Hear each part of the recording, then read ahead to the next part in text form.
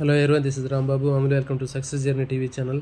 సైకాలజీలో విస్మృతి సంబంధించినటువంటి కొన్ని ముఖ్యమైనటువంటి బిట్స్ ఇక్కడ ఇవ్వటం జరుగుతుంది.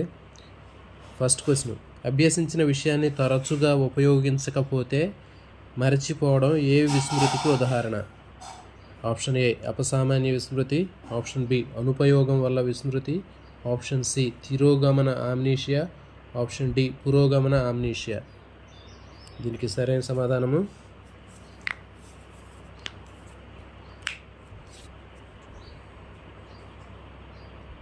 ఆప్షన్ బి అనుపయోగం వల్ల విస్మృతి. అభ్యసించిన విషయాన్ని తరచుగా ఉపయోగించకపోతే మర్చిపోవడం అనేది అనుపయోగం వల్ల విస్మృతి.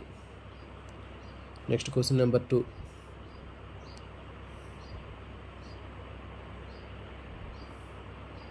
ఆర్ట్స్ గ్రూప్ విద్యార్థులు తమ కింది తరగతిలో చదివిన గణిత భావనలు మర్చిపోవడం ఏ విస్మృతికి ఉదాహరణ?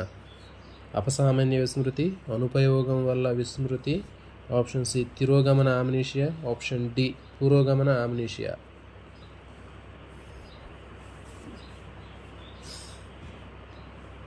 దీనికి సరైన సమాధానము ఆప్షన్ బి అనుపయోగం వల్ల విస్మృతి. ఆర్ట్స్ గ్రూప్ విద్యార్థులు తమ కింది తరగతిలో చదివినటువంటి గణిత భావనలు మర్చిపోతారు, వాళ్ళకి అవసరం ఉండదు, కాబట్టి అది అనుపయోగం వల్ల విస్మృతి. క్వశ్చన్ నెంబర్ 3: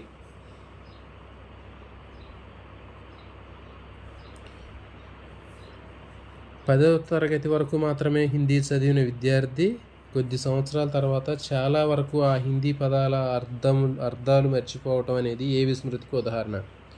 అపసామాన్య విస్మృతి, అనుపయోగం వల్ల విస్మృతి, తిరోగమన ఆమ్నీషియా, పురోగమన ఆమ్నీషియా.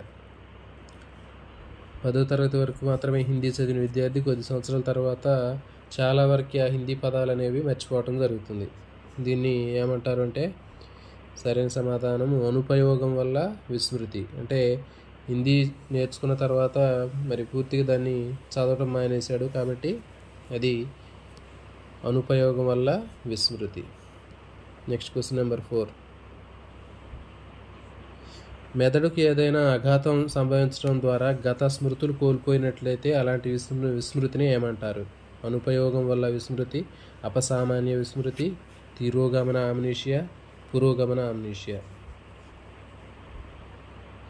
దీనికి సరైన సమాధానము ఆప్షన్ బి అపసామాన్య విస్మృతి. మెదడుకి ఏదైనా ఆఘాతం సంభవించినప్పుడు గత స్మృతి మర్చిపోవడాన్ని అపసామాన్య విస్మృతి అంటారు.